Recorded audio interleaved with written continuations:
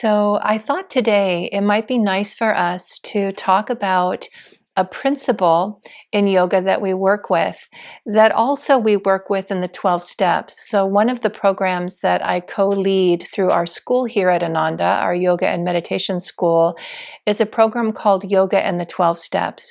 And what this program does is bring together the spiritual principles of the 12 steps with yoga teachings, yoga tools, and yoga practices. Weaving them together, it creates a really wonderful way for us to work with our spiritual life. So I thought right now is a time that seems very fitting for this. So our first principle that we look at is surrender. And in yoga tradition and yoga practice, surrender is divine surrender. It's a spiritual surrender, which allows us to open to divine grace. So I want to talk a little bit about the difference between what we might think of in the world as surrender and how we work with surrender spiritually.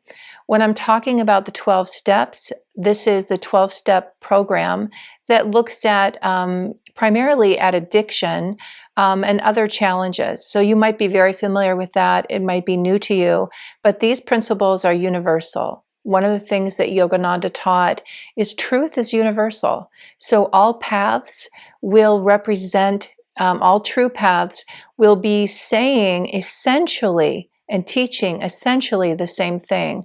There, the form of it can look different and be different, but the underlying principle will not be different. So in our world, when we look at surrender, very often we think of it in terms of a passive kind of dropping of our energy and letting go and giving up. And it really can often feel like failure. So it's not easy to do. And in that context especially, we can resist it a lot because we're identifying with the practice and kind of looking at ourselves. And again, this is a worldly view of surrender where we imagine that we've done something wrong or we're failing in some way. In spiritual practice, surrender is humility. It's an honesty. It's looking at our life and a situation and acknowledging our limitation with it. To say, this situation is something I can't control. It's bigger than me. In my own unaided will, my own unaided power. So part of what we're doing is the principle, the yogic principle that lines up with spiritual surrender is truthfulness. In the yamas and niyamas, this is one of the yamas, the practices of non-lying. Swamiji, when he writes about this in Raja Yoga, says that the subtle practice of non-lying is also not wishing something was different than what it is. So here we are in a situation that's profoundly challenging, a global pandemic. I mean, this is extraordinary. And it brings us to a moment where all of us come face to face with what we cannot control. We also come face to face with what we can control. So part of what we look at with the practice of surrender is making a decision to acknowledge where we are limited and to choose something greater than ourselves to help us. And that's a really key, important part of spiritual surrender. There's a dynamic energy in it. Even if we feel like we've come to our knees, even if part of what we're experiencing is hardship or overwhelm, right? Because sometimes it really does feel like that.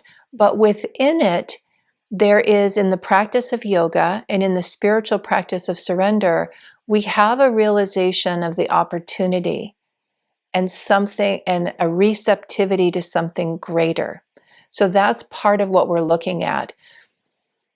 Part of when I was preparing for our talk today, I was reflecting on what brings us to that. Well, I mentioned, right, this extraordinary situation we're in is definitely something that brings us to that, which is part of why I felt right now is a good time to talk about these principles. But there are other things that bring us to that point. It can be an illness, right, a very serious illness. It can be a loss of relationship, a loss of job. it is something challenging and difficult that we don't want. So that very often, and we, can try everything within our power to make it be different, but the realization that I can't make it different. So those are some of the reasons, some of the circumstances that would bring us to a place of surrender. The other thing that can bring us to surrender is a vague sense that I could be happier, a vague sense that there must be something more in life. And this can come through success. This can come through everything lining up and all the things that you set out to create and manifest happen. It does happen, right? It might have happened for you. You might know someone else who it has happened for. Now, sometimes where everything is going well and we're happy. We're not looking for anything else. We're good. Spiritual teachings, spiritual principles, they're interesting maybe. We have some, we don't mind them, but there's no hunger within us that's longing for them. Other times, success brings this realization that, okay, I've realized that, but I sense within myself I could be happier than this. Maybe that happens with a job and a career. You reach to the point where you realize any more success in this is just going to be the same thing. It can happen in relationship. As beautiful as a loving, supportive relationship is, there is the realization where you recognize the limit of that. The truth in our external world is that it's limited in what it can provide for us. That is a spiritual teaching. However happy we might be able to, however much happiness we might be able to realize, we keep bumping into the boundary of it. We keep experiencing, okay, this only goes so far. Now, what we might do and can happen, and in yoga teaching it says we do this many, many times, many incarnations of try again. Like, oh, okay, well, maybe a different job, right? Maybe that's as far as that job could take me. I'll try a different job. Oh, maybe a different relationship. Maybe this. Yogananda said that part of what keeps bringing us back to reincarnate is we almost get it right. We line everything up. It seems like, okay, I have this, I have this, I have this, I have this. And we're happy. And we feel like if I could just change my outer circumstances a little bit, then I'd realize it. But again, at some point, the soul knowing, the soul understanding begins to speak to us in a way that we can hear it. And we begin to reach out to something greater than whatever we might be able to realize on the material realm. The other part of that is the soul memory of joy within us, which very often we touch in life. And we have these moments that we sense it's more than the moment, right? Extraordinary peace, extraordinary well-being. And it isn't that the day is that much different than another day. So why today do I feel so much peace and so much joy and so much ease? Well, oftentimes we've touched and tapped into something. Yogananda called it a portable paradise, that each one of us carries these divine qualities of abundant joy, unlimited, unconditional love, perfect peace, perfect calmness, perfect wisdom. All of these things are within us. And so there are moments that the soul begins to remember or push at us to ask for more.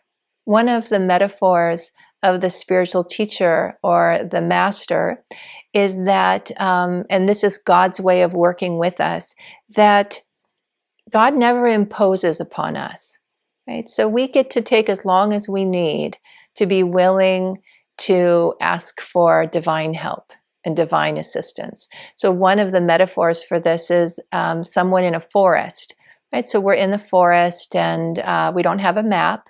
We don't really know where we're going. And if we had if we had humility, we might admit that help would be a good thing right now. And so in this story or this metaphor, the divine master appears and comes to the individual and says, could I be of any help to you? Right? Do you need any help in navigating the forest? And when we're not ready yet, we'll say no. No, thanks. No, I'm good. I mean, I don't know where the deeper truth in the story is I don't know where I'm going. I don't have a map. It would be very helpful to get help, but I'm not ready yet. And the master just says, very well, and removes himself from the scene and lets us find our way. So something also that's very interesting about spiritual surrender is the strength that's required to do it. So in the yoga teaching, we often talk about the limitation of the ego. The ego, Yogananda said, is the soul identified with the physical body, the personality, and the material realm. So from an egoic perspective, I think I am my body. I think I'm the thoughts that I'm having. I think I'm the experiences that this body is going through. And that understanding is a very limited understanding of myself. Very limited. The truth of who we are is a perfect, pure spark of divinity. We come from the divine, and our essence is divine. So we have within us all the power of the divine. And as we awaken and remember that, we have access to that power. In the 12-step world, there's a famous quote about surrender and about reaching that point that we feel powerless. And it said, lack of power was our dilemma. And what it's speaking to is the need for a higher power, the need for something more. So coming to this realization, however we get there, whatever brings us to a point that I need help and I'm ready for help, the ego itself, I'm the one, and I'm the only one who can say that and receive help or ask for help. No one can do that for me. And that's an important principle with yoga, and it's an important principle in the 12-step community. That very first step of admitting that I've reached the limit of what I can do, and I need help now. I need help from something outside myself. What's interesting about our spiritual growth and awakening to this power, divine power within us, is we do often need support outside ourselves to find the truth within ourselves. So it's an interesting experience that, this sense of wanting self-sufficiency, I want to realize it, I want to do it. Well, there's an aspect of truth to the highest self having the power to manage life and to manage energy and to have mastery. But until we've realized that, we need help to get there. We need help from one who's gone before us. So Swami Kriyananda writes in Raja Yoga, the paradox of the spiritual journey is that towards the end of the journey, the ego is in our way. Right? The ego has a hard time admitting that it needs help. It has a hard time acknowledging limitation because it's identifying with it. So if I tell you I don't have it all figured out, from an egoic perspective, I think that I'm sharing with you that I'm diminished in some way. I'm defective in some way. Right? Somehow something's wrong with me that I can't do it.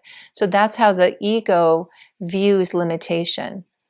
The divine ego, which is the realized ego, the ego integrated with our soul, and it's a journey of awakening that this happens, is able to recognize the blessing in asking for help. The truth, it's the truth that I need help to grow and awaken and realize my potential.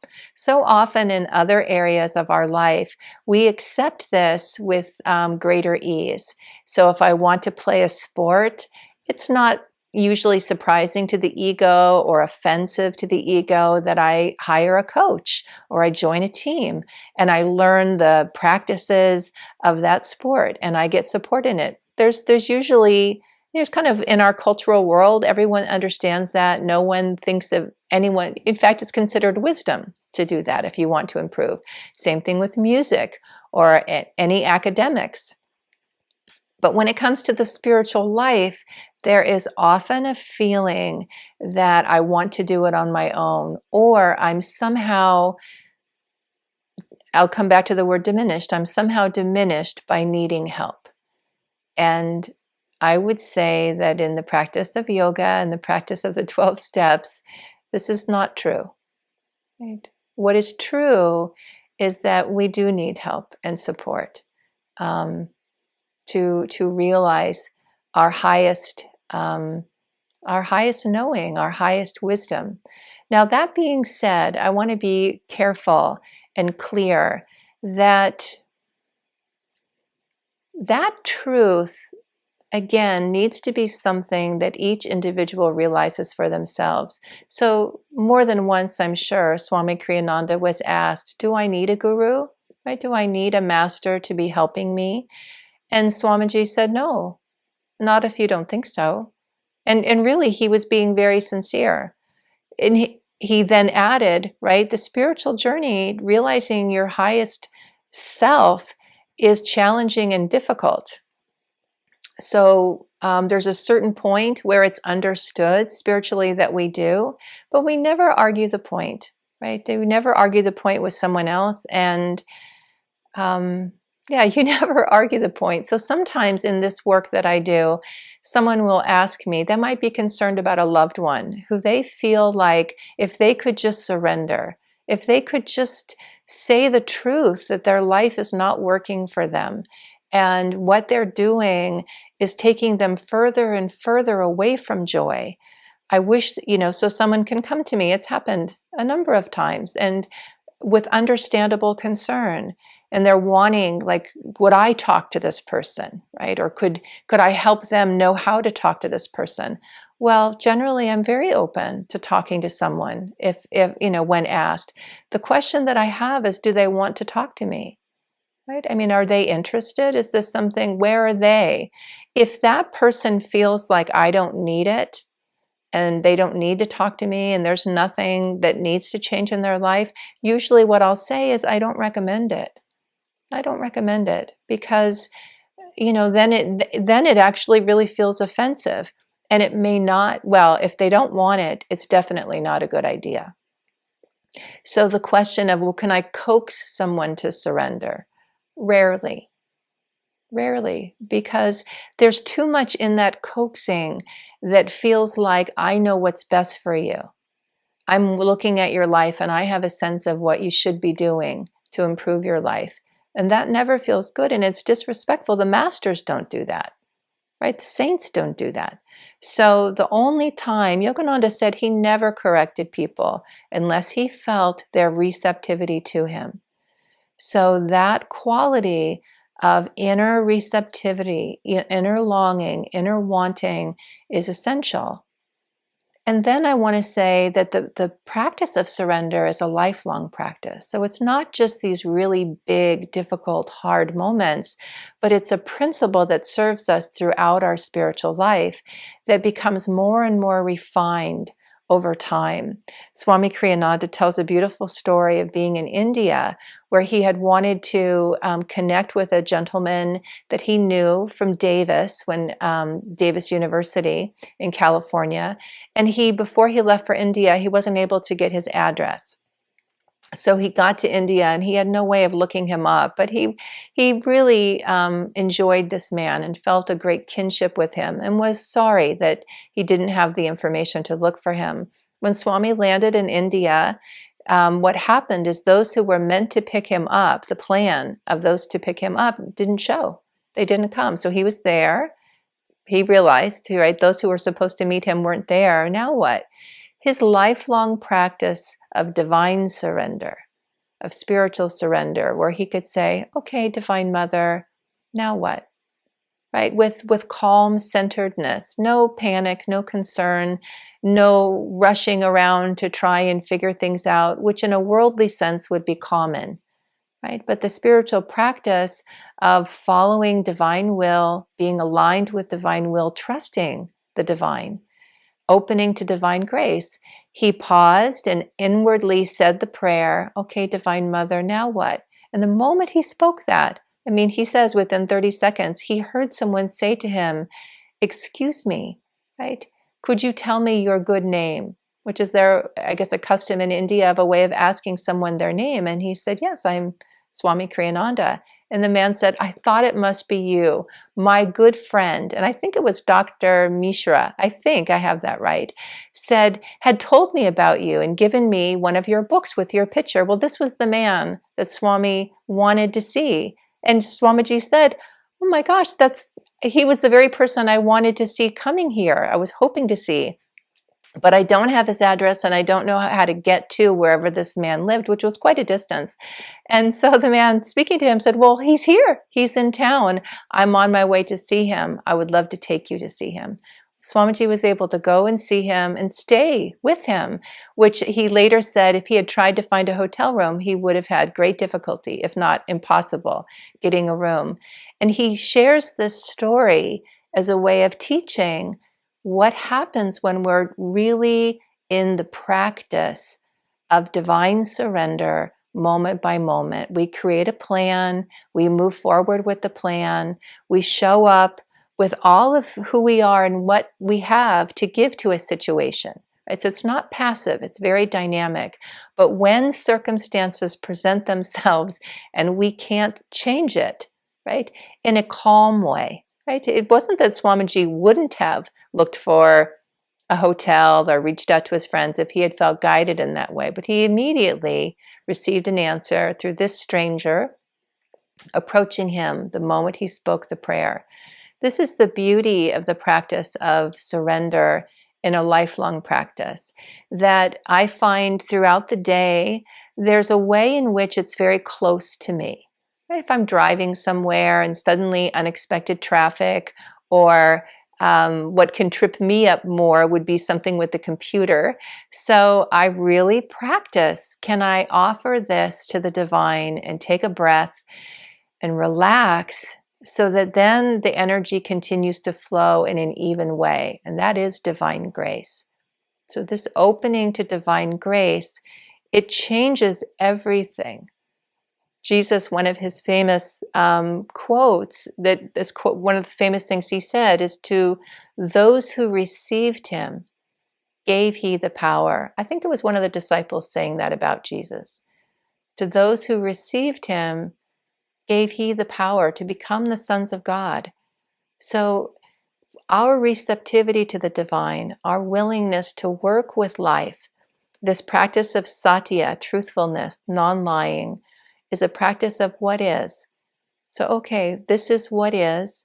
Now what? What can I do with that? So just in your day, in your journey, pondering this principle of how can pausing and accepting even something that seems wrong, or difficult, or at the very least inconvenient, it's going to mess up the plan for the day or make things much harder. What would it be like to pause and ask the divine to come into that moment with you, to step into the circumstance, to step into your experience, to be your friend in that moment and give you the grace to move through the moment with greater ease, with greater light, with greater joy, with your own highest self guiding and directing you.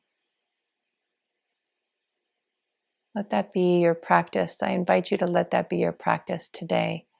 And just notice what happens when you do. Many blessings to you, great souls.